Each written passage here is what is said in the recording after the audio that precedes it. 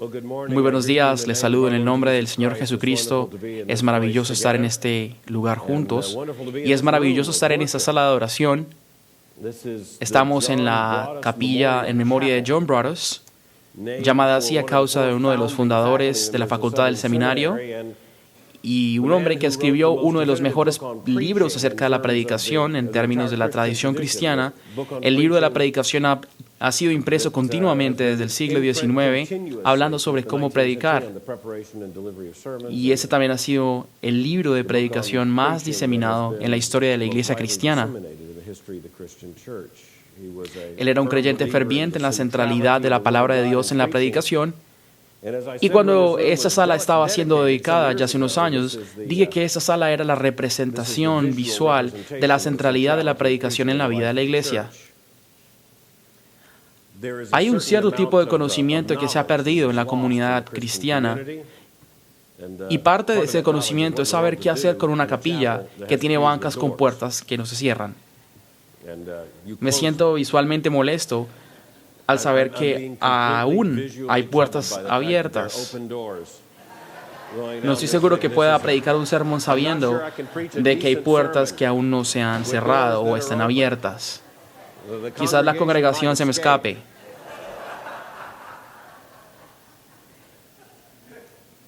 De hecho, mi esposa Mary se pone nerviosa cada vez que predico en esta sala. Quizás se nos pone nerviosa siempre. Y quizás está más nerviosa hoy sabiendo que el que dedicó esa sala fue Adrian Rogers. Y el hecho de que Adrian Rogers predicó en ese entonces hizo que se llenase toda la capilla hasta los pasillos hacia atrás, donde ustedes pueden ver. Y tratando de ser elocuente, le doy la bienvenida a todos aquellos que están en la sala y los que están mirando aquí a través de los ventanales de atrás. Quizá los miembros del concilio no me puedan entender muy bien lo que estoy tratando de decir con este chiste. Yo creo que hay gente que lo escucha diferente. Veo con su comportamiento de que he insinuado otra cosa que no es. Porque sabe, cada vez que usted entra en una sala, es obvio que las memorias de las salas inunden su mente. Eso es verdad en la casa que usted creció. Si tiene una oportunidad de volver a casa en la que creció, usted no le tiene que contar las cosas que pasaron allí, porque usted las siente, las conoce.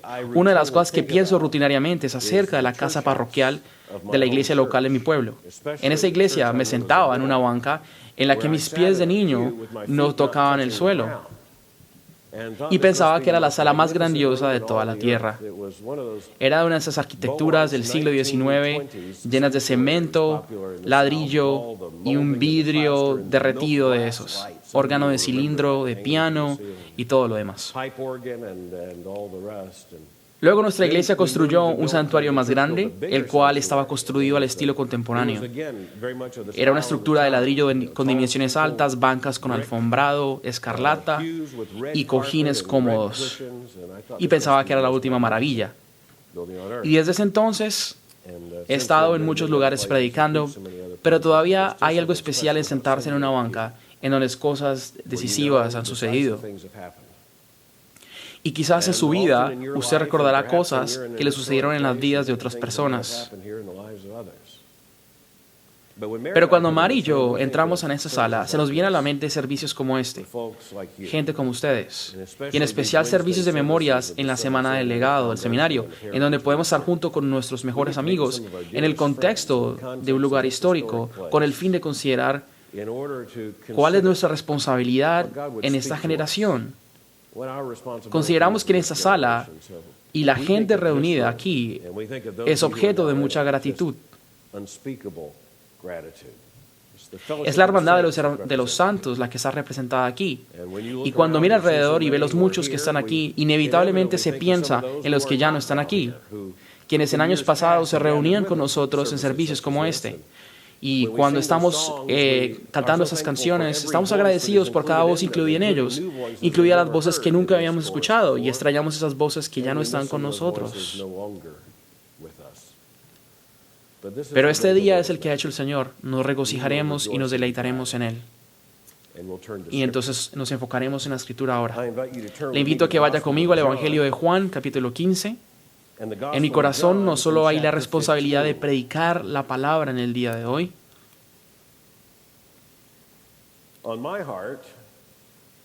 En mi corazón también está el deseo de predicar una palabra de Dios que esté ligada directamente a la urgencia de nuestro momento particular, en nuestro tiempo.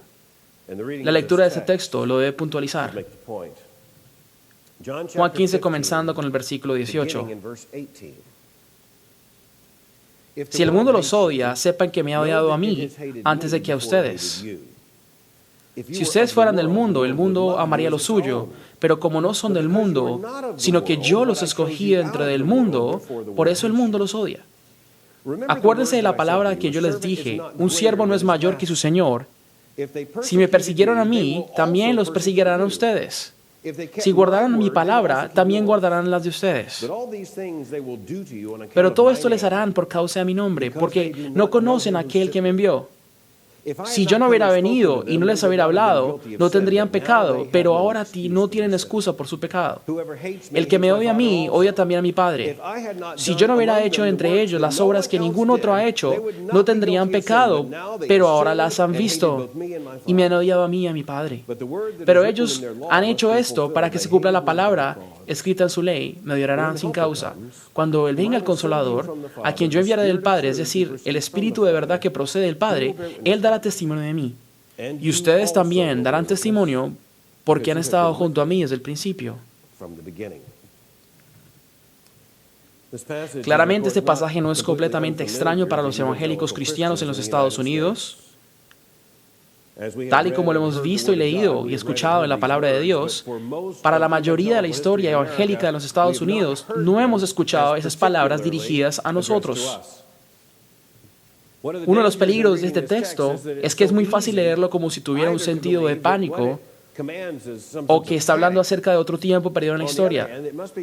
Y la tentación en nuestra cultura ha sido para leer ese texto de la segunda forma. La creencia de que ese texto fue dado a cristianos en tiempos ciertos lugares, ciertos contextos, quienes experimentaron el sufrimiento de la fe y que experimentaron el odio y la enemistad del mundo. Y entonces nuestra tentación es de decir que ciertamente esos cristianos primitivos en el contexto del Imperio Romano experimentaron esto. Sabemos acerca de sus martirios, su marcha en el Coliseo de Roma. Sabemos que muchos pagaron con su sangre, testificaron el Evangelio con sus muertes y que el mundo claramente les odiaba. Los odiaba hasta la muerte. Leemos en Juan 9 que todo quien siguiera a Jesús se le expulsaba de la sinagoga, que en el contexto judío significaba ser expulsado de la comunidad, expulsado de la gente, de la familia, ser completamente cortado de la identidad como judío. Sabemos que esos judíos que aceptaron a Jesús realmente experimentaron ese odio, fueron expulsados de las sinagogas, fueron maltratados. Piensen en el ejemplo singular del apóstol Pablo. Y sabemos que sus sufrimientos por la fe fueron documentados para apuntar y testificar que no solamente le sucedieron a él, pero que los cristianos deben esperar. Fue expulsado de aldeas, fue golpeado, apedreado, fue náufrago, y no solamente una vez, sino 2 veces. Le encarcelaron y eventualmente fue mártir por su fe. Al final de sus escritos, cuando le escribía a su discípulo joven, dice que estaba preparado para ofrecerse como una ofrenda líquida por testificar a Cristo. Y pensamos en otros mártires en la historia que pagaron un precio alto por la fe y su fidelidad en Cristo Jesús. Pensamos en la Reforma en la que hubo mártires de la fe. Muchos de nosotros hemos estado en la plaza de martirio del martirio en Inglaterra, donde vemos los héroes de la Reforma cómo fueron quemados a la luz pública. Puede ir a otros lugares, Edimburgo, otros lugares. Puede ir a muchas partes de Europa y ver esa clase de martirio. Y por supuesto, ¿cómo no olvidar esta gran época del resurgimiento de las misiones? Especialmente del siglo XVIII y XIX, hubo muchos mártires a causa de ser instrumentos de la gran comisión que fue revivida. Muchos misioneros sufrieron por esta causa E incluso se habla de que había misioneros ingleses que eran enviados y les enviaban con sus ropas empacadas en sus ataúdes, porque llevaban ataúdes con ellos, esperando morir como mártires por la fe. Nací en 1959 en un pueblo sureño, en ese entonces conocido como sur de los Estados Unidos, llamado Lakeland, Florida. Esto era AD, antes de Disney. En ese tiempo era un pueblo sencillo, era una parte sencilla de la Florida que seguía siendo parte del sur de los Estados Unidos. Fui criado en esa comunidad, de hecho, esa comunidad era un círculo, la calle Jardín, y conocíamos todos los vecinos del vecindario. Sabíamos cómo eran sus casas porque eran como nuestra casa, o al revés. Así era la diversidad de la arquitectura. Sabíamos cómo era la casa de todos porque así era entonces la diversidad de la arquitectura. Y la falta de diversidad arquitectónica apuntaba también a la falta de pluralidad religiosa. Los más lejanos religiosamente en nuestra comunidad eran presbiterianos y metodistas. El resto de la gente era bautista, y eso quiere decir que eran bautistas del sur. Esa era la cultura en la que yo crecí como un niño. No creo que conocía a alguien que no fuera a la iglesia cuando era un niño. En algún punto, una pareja anciana se mudó cerca de nosotros y eran gente extraña. Eran raros. Solo era un niño y pensaban que eran muy raros. Primero porque eran ancianos. Pensaba que tenían 500 o 600 años. Hablaban con un acento muy extraño y eran amables en cierta manera, pero eran muy reservados. No iban a la iglesia el domingo y no me podía imaginar una persona que no fuera a la iglesia el domingo. Se vestían elegante el sábado e iban a algún lado raro. Luego descubrí que era gente judía, señor y señora Latz. Y no conocía mucho de ellos, pero sí que mi abuela me hablaba en términos de mucho respeto hacia ellos. Y algo que sí no entendía, y es que esta anciana tenía unos números tatuados en su muñeca. Luego me daría cuenta de lo que eso representaba en la gente que se mudó al lado opuesto de la calle. La diversidad religiosa en mi pueblo era lo que los académicos describían como un mundo de protestantes, católicos y judíos. Este concepto y ese compacto de gente era el que usted pertenecía a la sociedad estadounidense, mientras que usted tuviera en esas religiosas. Pero mi barrio no era tanto así, era más que todo un barrio de bautistas del sur, rociado con presbiterianos, algún metodista y una pareja judía viviendo una vida calmada. Todo profesor que tuve era cristiano en cierta forma o la otra. Todos los que conocía alrededor eran cristianos de cierta manera o la otra. Todos los que conocía iban a la iglesia o sabían que tocaba ir a la iglesia aun cuando no iban a la iglesia. Yo nunca pensé que alguien iba a sufrir por nuestras creencias en esa época, a menos que fuera la Sociedad Misionera de los Embajadores. Para los que no saben qué es esa asociación, es la Asociación Misionera Bautista. El caso es que no imaginaba que alguien sufriera por su fe, al menos no en este barrio, no en esta comunidad. Mi familia luego se mudó al sur de la Florida y la diversidad religiosa aumentó considerablemente. Y ahora tenía un set completamente diferente de vecinos. Y nada era como antes. Ciertamente fue un trama apologético para mí. Todos los retos teológicos en mi vida surgieron a la edad de los 13 y 14 años. La vida cambió al encontrar gente con creencias completamente distintas y mundos distintos comparándolas con el lugar donde había venido. Se sintió tan drástico aun cuando solamente cambiamos de lugares de la Florida y se sintió como si saliera de un mundo a otro, especialmente a un mundo que estaba por venir. El sur de la Florida en ese entonces era como el sur de California, una especie de laboratorio sociológico en Estados Unidos. Y fui a tener profesores que conocía por la iglesia, que asistían, en muchos casos, en una iglesia madre, hermana o prima de la mía, a una de las clases extrañas donde tenía un profesor de grado octavo que era ateo. Era ateo. Y era un apóstol del ateísmo en el aula de clase para niños de 13 años. Era algo nuevo para mí. Pero yo no sentía que iba a sufrir a causa de mi fe. Había muchas personas que creían lo que yo creía y además de eso había apoyo institucional. La ley testificaba que el entendimiento de la realidad que yo tenía era el entendimiento de la realidad que estaba codificado en la ley. No necesitaba entrar en un debate en ese contexto acerca de lo que el matrimonio era, por ejemplo. Y más allá, los cristianos parecíamos grandes.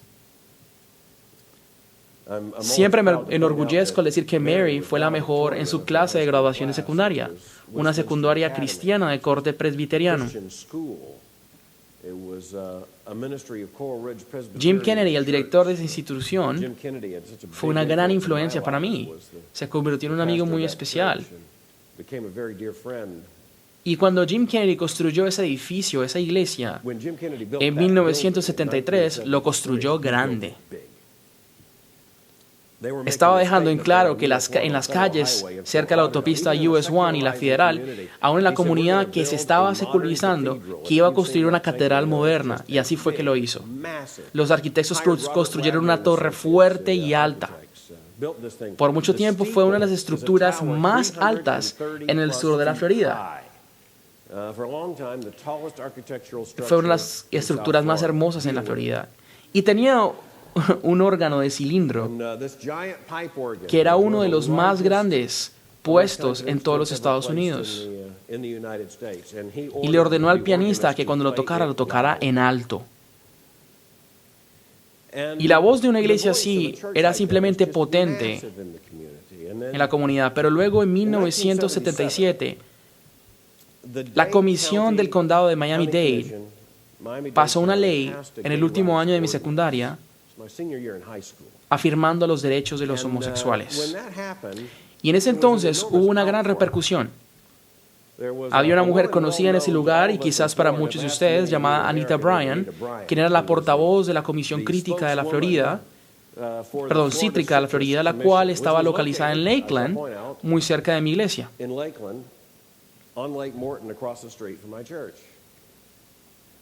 Yo crecí observando la Comisión Cítrica de la Florida, secundariamente la estructura de mi iglesia, sabiendo que la economía de mi condado dependía de los cítricos.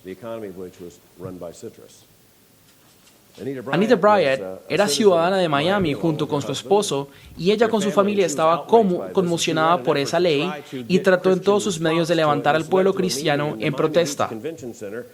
Y esto llevó a una reunión en el Centro de Convenciones de Miami Beach en mayo de 1977. Yo tenía 17 años y yo llevé a mis padres a esa reunión.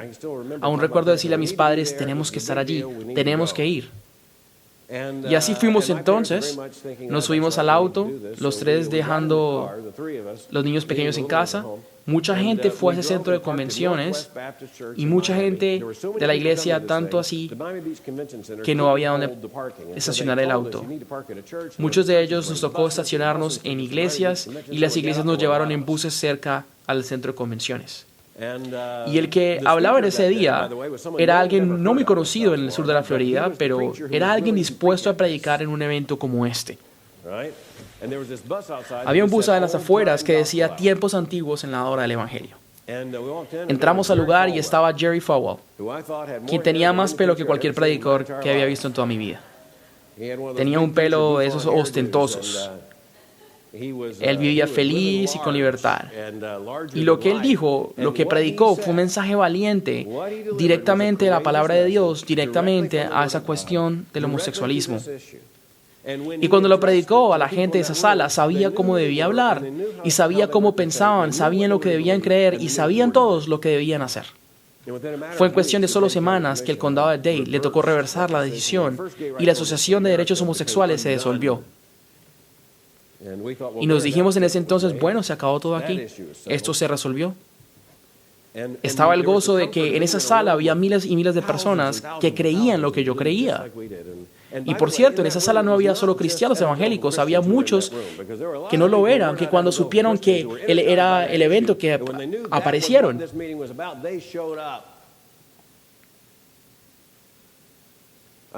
Llegué al Seminario del Sur en 1980. En 1976 yo trabajé, creí que el Señor me había llamado a la política. Pensaba en ese momento en mi vida que las preguntas más grandes se manejaban en ese ámbito. Y trabajé en 1976 como un chico de 16 años en la campaña del gobierno de Ronald Reagan. Les recuerdo que fue una noble y sincera travesía, pero dejémoslo ahí. Pero era una campaña de ideas en 1976. El gobernador de la Florida fue capaz de articular esas ideas, fue capaz de hablarlas. Y trabajar en la campaña de Reagan era trabajar en una misión, con un propósito y un mensaje. Luego, en 1980, el gobernador Reagan se lanzó a la presidencia. Y cuando llegué al seminario aquí, el Seminario del Sur, en 1980, casi todo el mundo estaba pensando que el futuro que venía representaba una avalancha. Por la campaña de Ronald Reagan, decían que el futuro iba a ser un mundo cristiano dominante por mucho tiempo. Todo esto era simbolizado por la estabilidad política de Ronald Reagan. Tanto así que llamaron la política de Reagan como la derecha cristiana, la cual claramente estaba presente en los esfuerzos de nominar a Reagan y elegirlo. Y obviamente no era tanto apoyar la figura, sino su mensaje, afirmando y apoyando los valores de lo que los Estados Unidos debía tener. En ese punto era inconcebible pensar que un presidente de los Estados Unidos fuera inaugurado sin la presencia de un hombre como Billy Graham.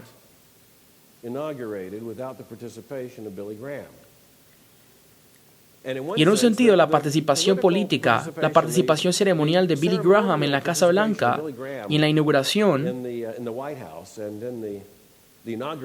era más o menos el barómetro que medía la influencia evangélica de los Estados Unidos y en la cultura política de los Estados Unidos. Porque si se devuelve a la época de Henry Truman y se adelanta hasta George W. Bush, no se imagina que un presidente sea inaugurado sin la presencia de Billy Graham y su oración. Y ahora no se puede uno imaginar que gente como Graham esté ni siquiera en la plataforma. Porque si recuerdan muy bien en el último ciclo electoral, cuando el recién elegido presidente Barack Obama estableció a Luis Giglio, pastor evangélico, para orar. Y hubo un escándalo tan grande porque había predicado un sermón pro-homosexual y tuvo que negar la invitación de Obama. Un sermón que había predicado 15 años atrás. Y como él mismo dijo, no es que yo casi hable de eso a menudo. También es cierto que el predicador que publicó Una vida con propósito también enfrentó una controversia. Cuando Rick Warren oró en la inauguración de Barack Obama en el 2008, hubo una controversia inmensa sobre Rick Warren. Yo le digo que esa controversia va a ser evitada por quien quiera que sea elegido en los siguientes años. Y lo digo sin hablar de un partido específico. Lo que quiero decir es que en el futuro va a ser muy difícil encontrar personas que enseñen, crean y prediquen lo que nosotros enseñamos y creemos.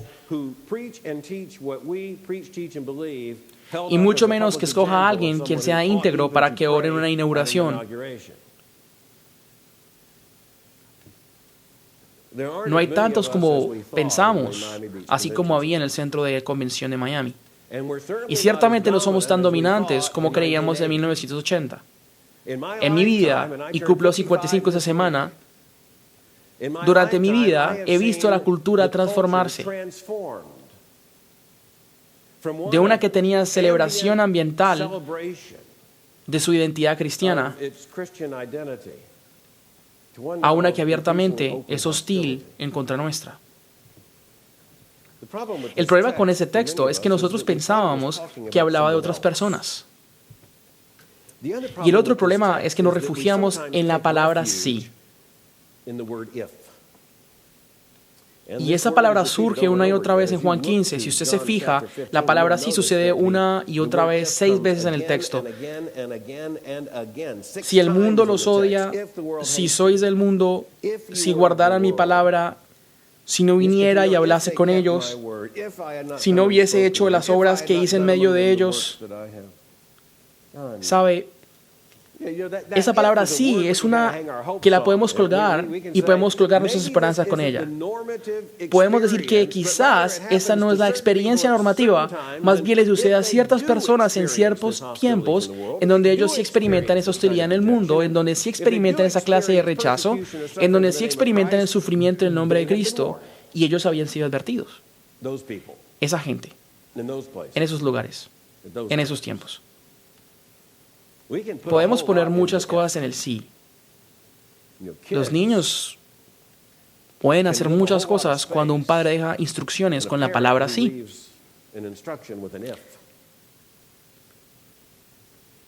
El sí deja mucha latitud. Sí es una palabra condicional. Puede que tenga relación con usted o simplemente no. Podemos encontrar refugio en el sí. Nuestra primera respuesta al leer el texto es decir, cielos, mucha gente tuvo que haber necesitado esta palabra. Y nuestra segunda respuesta es decir, esa palabra sí parece ser muy importante. El problema de encontrar refugio en el sí o no entender es no entender el versículo 20.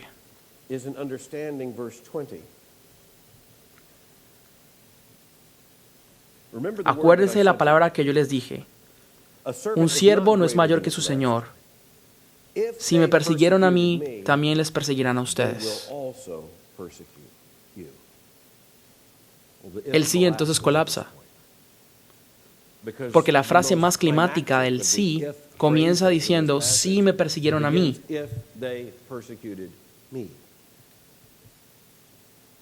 Y se refiere al Señor crucificado. Claro que sí le persiguieron. Jesús implanta un principio dentro de ese pasaje de que un siervo no es más grande que su maestro.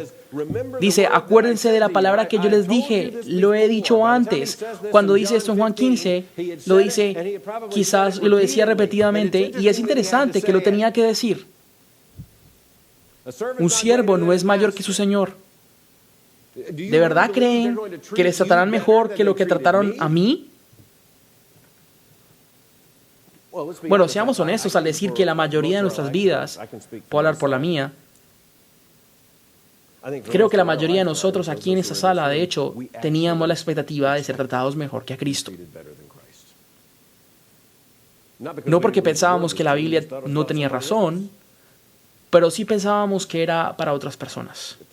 Si el mundo los odia, sepa que el mundo lo odió primero antes de odiarlos a ustedes. Si fueran del mundo, los amarían como uno de ellos, pero como no son del mundo, aunque los escogiera el mundo, eso es evidente. La experiencia normal de la iglesia cristiana, correctamente entendida, colocada en el contexto apropiado de la teología bíblica, hecha con el diagnóstico correcto, no hecha por nosotros, sino por el Dios soberano, quien habla a través de su Hijo, la cual habla que la experiencia normativa es el odio del mundo para quienes se identifican con Cristo. Y la razón de esta es simple, es porque el mundo odió a Cristo. Eso también hace surgir una multitud de preguntas complicadas para nosotros. Primero que todo, ¿por qué alguien querrá odiarnos? Seamos honestos, de veras, que no esperamos que nos odien. No nos vemos como personas las cuales deben odiarnos. Somos gente amable. Tenemos buenas intenciones. pagamos nuestros impuestos, queremos vivir en paz con nuestra comunidad, entrenamos equipos de ligas inferiores, trabajamos como voluntarios en el hospital, hacemos todo lo que la gente normal hace. ¿Por qué será que nos quieren odiar? Y más allá, somos la gente que en muchos casos sabemos que somos la gente quien quiere ayudar a crear, o son los hijos y las hijas de aquellos quienes ayudaron a crear las bases que hicieron esta sociedad posible. Somos los afirmadores que continúan afirmando las afirmaciones que hicieron que esa sociedad fuera posible. ¿Por qué alguien querrá odiarnos? ¿Por qué querrían comer el fruto del árbol y odiar a los que lo plantaron? Sabemos quiénes somos y somos gente amable.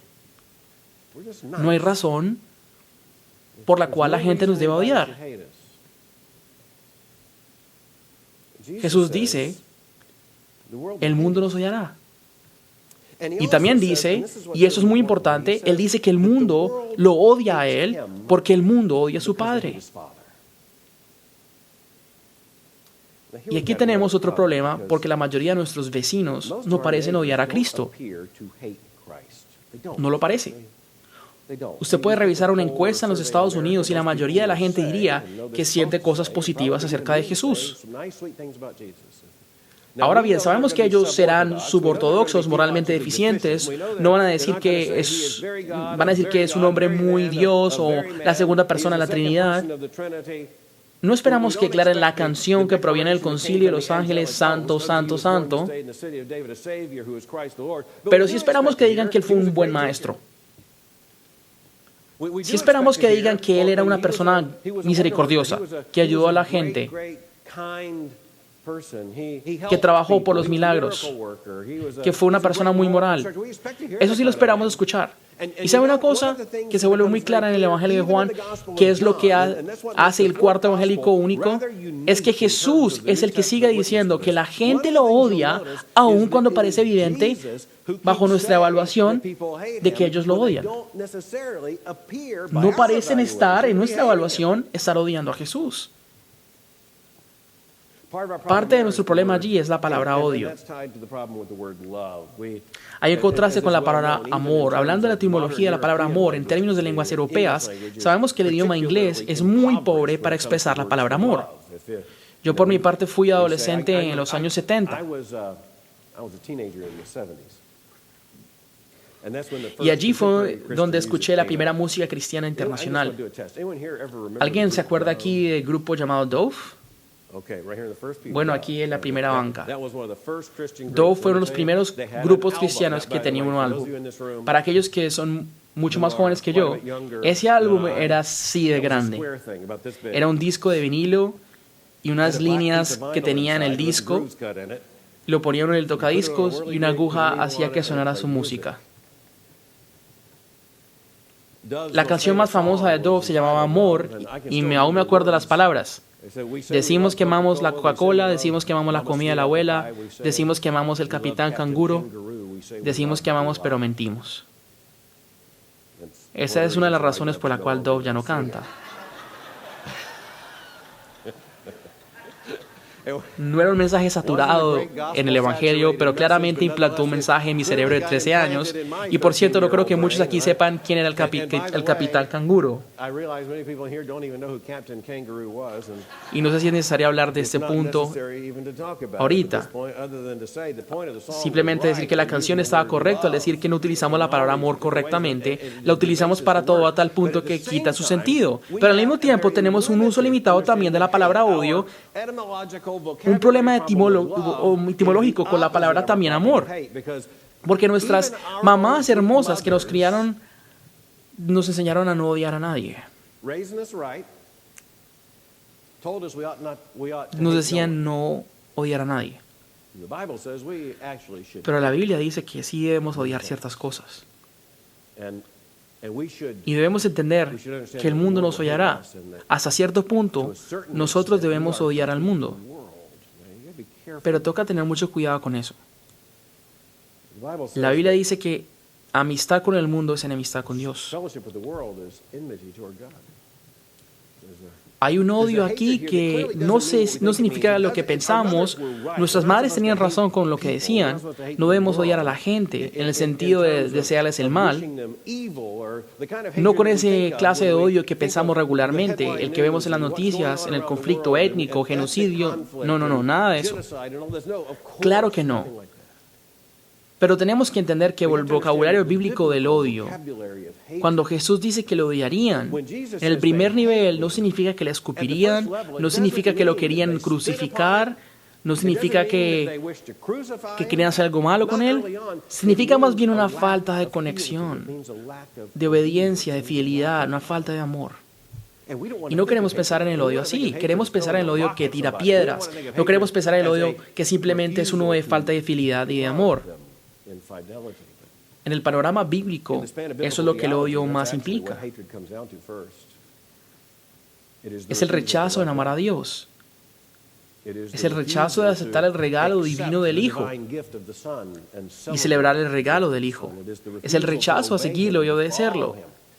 Y por eso Jesús ciertamente dividía a todo el mundo, los hijos de la luz y los hijos de la oscuridad, aquellos que le siguen o los que no, y aquellos que no lo siguen y que, habiendo escuchado el Evangelio y lo rechazan, no fallan en amarle, sino que lo odian. El estudio del vocabulario aquí entonces es necesario.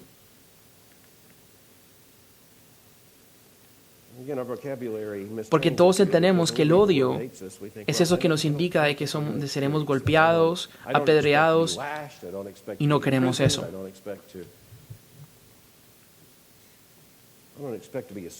No esperamos estar en prisión, no esperamos ser asaltados por nuestra fidelidad a Cristo Jesús.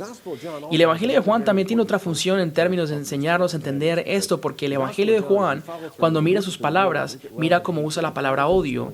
Usted se da cuenta que el odio es un sentimiento que comienza con la falta de fidelidad. Comienza con una falta de obediencia y termina en una cruz. Juan nos muestra que su punto final es una multitud. En una multitud que grita, Hosana, bendito es el que viene en el nombre del Señor, o grita, crucifíquenlo, en esas mismas personas.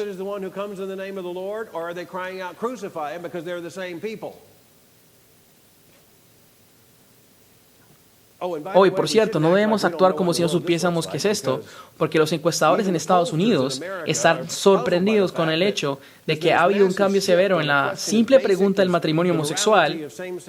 Ha habido un cambio severo en menos de 4 años. En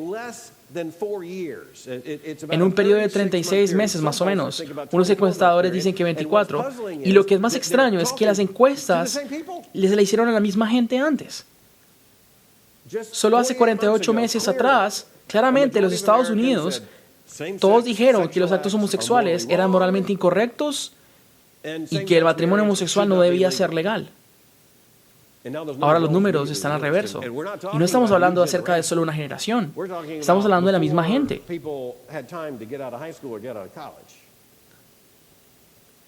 Esta idea del momento crítico se ha vuelto popular en el mundo de los negocios.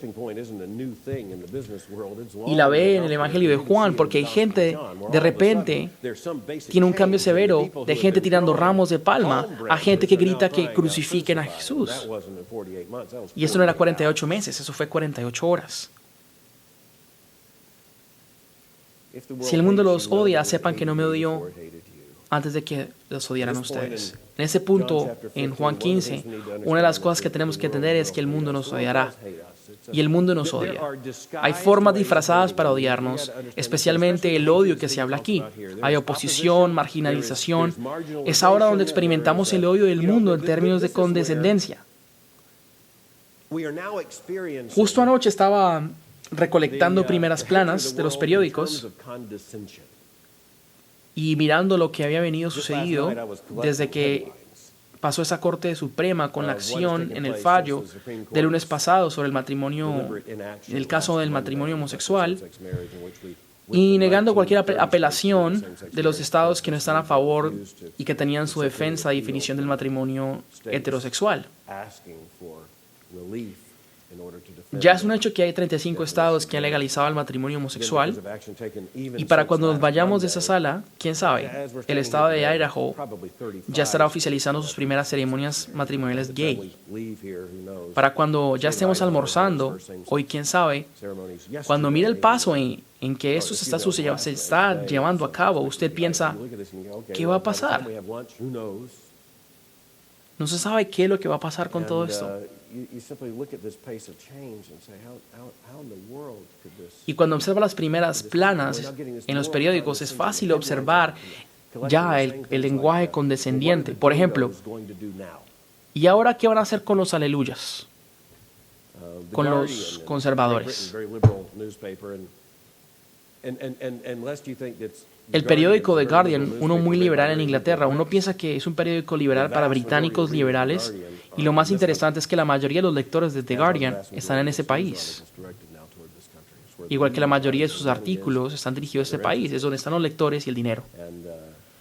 Y el público publicó hace poco que hasta cuándo se iba a tolerar a los cristianos conservadores. Y mirando a esto, como un padre que tiene un hijo de 18 años en la secundaria, uno que usted ama y que se crió en una iglesia sólida en el Evangelio, que en esa niñez hizo una afirmación clara por Cristo y ha estado nadando en contra de la corriente, en contra de la cultura y en términos de tomar ciertas decisiones, estando en contra de sentimientos y comportamientos morales, y manda usted a ese hijo a la universidad. Y cualquier universidad en los Estados Unidos, que es parte del establecimiento dominante, nuestros hijos se arruinan socialmente. Usted puede ver y observar que en una buena universidad en el sur de los Estados Unidos, que grita en voz en cuello lo que hace la vida popular y lo que determina lo que está de moda, usted observa las fraternidades y se pregunta, ¿cuánto se demorará para que una persona que cree como nosotros será perseguido? Y eso será más cierto para los jóvenes, los cuales seguramente serán más perseguidos en el tiempo que viene. Entonces tenemos un trabajo que hacer, un trabajo difícil, un trabajo que necesita entender este capítulo de Juan. Tenemos una comisión importante.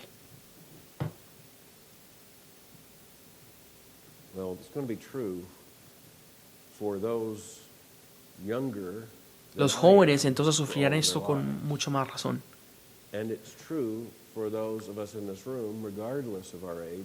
Y también es cierto para nosotros, los que estamos en esta sala, así que tenemos un trabajo que hacer. En este pasaje, al Jesús hablarle a sus discípulos, hace que el odio hacia el mundo sea normativo. Lo hace normativo porque si lo persiguieron a Él, también nos perseguirán a nosotros.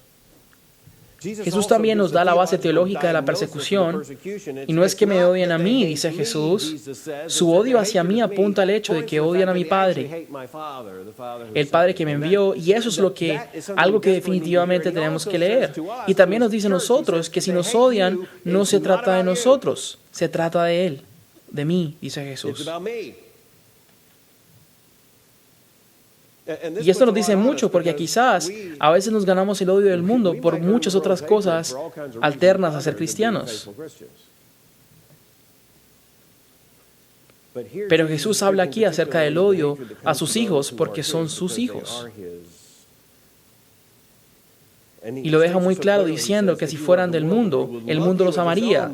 Pero como ustedes no son del mundo, porque los saqué del mundo, el mundo los odia. No los odian por ustedes, los odian por mi causa y los odian porque no pertenecen a ellos, pero sí porque me pertenecen.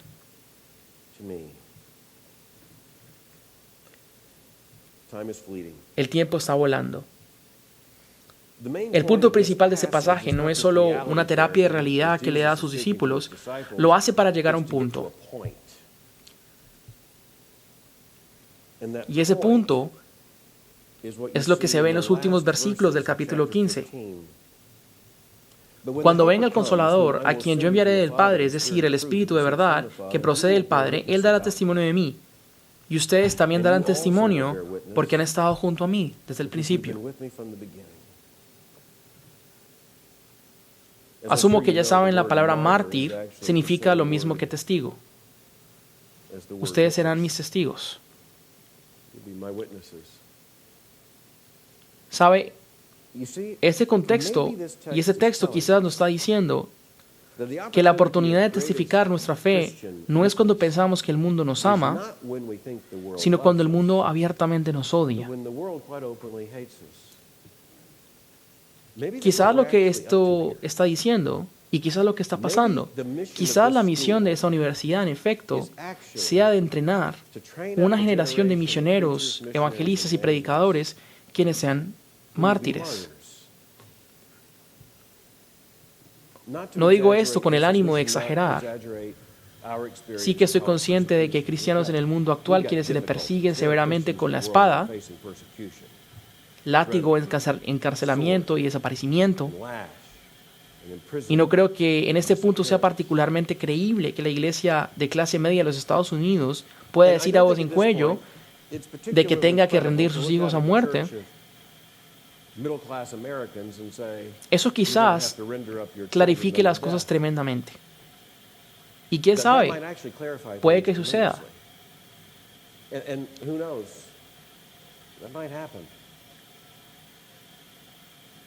El arzobispo cardenal de Chicago, el cardenal Francis George, dijo algo que me dejó pensando. Él está muriendo ahora de cáncer y le respondió a un periodista que le hizo una pregunta de cómo veía el futuro. Y hablando de esa clase de persecución, él dijo: espero morir en mi cama, espero que mi predecesor muera en la cárcel y espero que su predecesor muera en las calles. Quizás esté en lo cierto. Ciertamente no hay una normativa en la experiencia de los cristianos en el mundo, pero sí sé esto. La oposición del mundo es una oportunidad para testificar. Y sé que Jesús dijo cuando prometía el Espíritu Santo que daríamos testimonio. Tal como el Padre me envió y yo envío al Espíritu Santo, el Espíritu Santo dará testimonio de mí y ustedes también darán testimonio porque han estado conmigo desde el principio. Quizás en esas estamos. Entrenando una generación de contrarrevolucionarios jóvenes y subversivos culturales por la causa del Evangelio, quienes deben ser entrenados de una manera que yo no fui entrenado. Muchos de nosotros no fuimos entrenados. De hecho, tenemos que mirar la forma en la que no fuimos entrenados inapropiadamente. De hecho, es justo decir que la mayoría de nosotros no fue entrenado apropiadamente, la cual nos enseñó que solo debíamos ser buena gente, pero quizás nuestro trabajo y nuestra misión es la de llevar el Evangelio y proclamar la verdad de las Escrituras a los que estamos entrenando para que ellos lleven eso tan profundo en ellos, para que la lleven profundo en el corazón de las personas quienes estarán en las iglesias que ellos ministrarán y sabrán lo que significa dar testimonio cuando el mundo los odia. Y quizás, si fallamos en esa tarea, fallamos en todo lo que Él nos ha mandado. Por otro lado, si esa es nuestra tarea, eso redefinirá la urgencia de lo que debemos estar haciendo. Y si entendemos lo que la palabra sí significa, observando cómo se transforma en un cuándo, entenderíamos que la urgencia de nuestra respuesta es ahora. Oremos. Padre nuestro, te damos gracias por tu palabra. Te damos gracias cómo se edifica bajo el Espíritu Santo, abriendo nuestros ojos para ver. Padre, oramos para que seamos testigos fieles. Y Padre, oramos para que levantes una generación de testigos fieles. Y Padre, oramos para que tu iglesia sea hallada más fiel al enfrentarse al odio del mundo en comparación de lo que éramos cuando el mundo nos amaba. Lo oramos en el nombre de quien nos amó y no escatimó a su propio Hijo. Y oramos en el nombre de nuestro Señor Jesucristo, bajo su nombre y su poder. Amén.